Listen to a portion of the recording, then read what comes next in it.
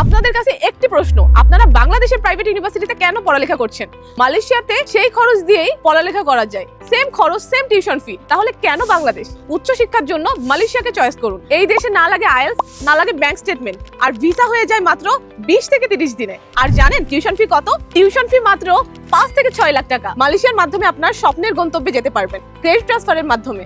মালয়েশিয়াতে 1 বছর পড়ালেখার পরে আপনি ক্রেডিট ট্রান্সফার করতে পারবেন ইউকে, ইউএসএ, কানাডা এবং অস্ট্রেলিয়ার মতন কান্ট্রিতে এবং ইউরোপের মতন কান্ট্রিতে। মালয়েশিয়াতে থাকা খাওয়ার খরচ খুবই কম, 20 থেকে 30 হাজার টাকার মধ্যে থাকতে পারবেন, খেতেও পারবেন। তো লিভিং এক্সপেন্স, থাকা খাওয়ার খরচ আপনি পার্ট টাইম জব করেই উঠাতে পারবেন।